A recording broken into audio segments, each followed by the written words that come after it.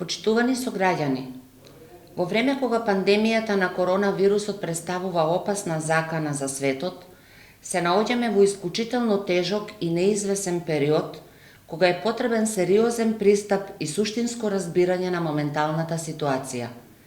Сите ние сме ставени на тест на нашата совест и затоа треба да одговориме совесно, хумано и одговорно.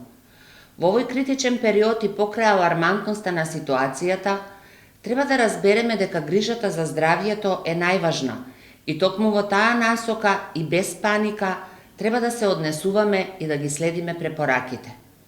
Почитувани велешани, како лекар кој секогаш одговорно и стручно пристапува во грижата и третманот, а во интерес на здравјето на нашите граѓани, сакам да ви препорачам дека навремената информираност и превентивата е половина здравје, подобро да спречиме отколку да лечиме.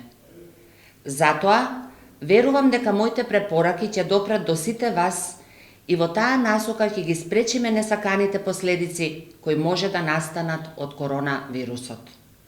И покрај тоа, што сите вие медиумски и по социјалните мрежи добивате информации за тоа како да се препознае инфекцијата со коронавирусот, сепак би сакала накратко да ви дадам опис на клиничката слика.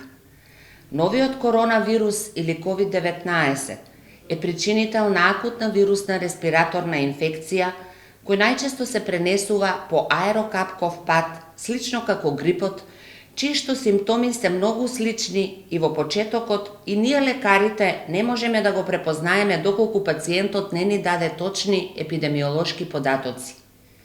Болеста се карактеризира со треска, висока температура, појава на кашлица и отежнато дишење. Истата може да се манифестира од лесна клиничка слика, која завршува со комплетно оздравување за 7 до 10 дена, но можно е да има појава и на компликации од типот на воспалителни инфекции на белите дробови, бронхопневмонии, па се до тешки форми на респираторна болест, која може да има и летален исход. Што треба да знаеме? Лекувањето кај заболените е симптоматско и нема специфична терапија, ниту вакцина за превенција од заболување со коронавирус.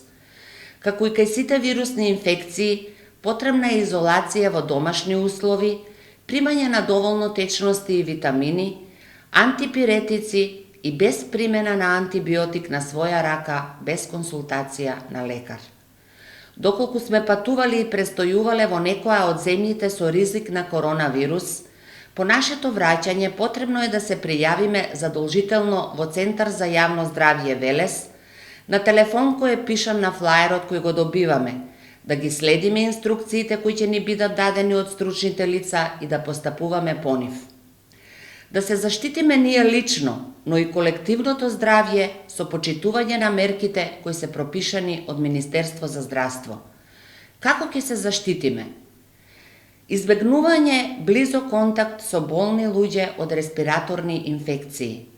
Редовно и темелно миење на рацете со сапун и вода најмалку 20 секунди.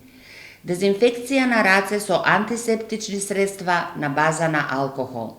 Носење на заштитна маска за лице. При кашлање и кивање, користење на хартиени марамчиња за еднократна употреба. Употребените марамчиња фрлете ги во корпа за отпадоци. Доколку немате марамче, покрите ја устата и носот со рака свиткана во лактот. Постарите лица и лицата со хронични болести кои се изложени на ризик од компликации, потребно е да бидат посебно внимателни и да не патуваат во други држави. Да се одложи секое патување во некој од земјите со ризик на корона. Да не се консумираат животински продукти кои не се темелно термички обработени. Почитувајте ги препораките за избегнување на поголеми собири. Почитувајте мерката за самоизолација во траење од 14 дена. Седете дома на минимум контакти со луѓе.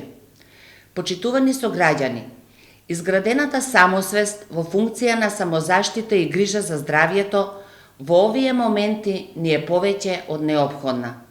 Од сите нас зависи колку и како ќе се справиме со вирусот COVID-19.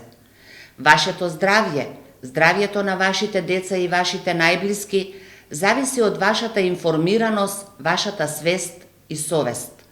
Останете смирени, без паника и следете ги препораките. Ви благодарам.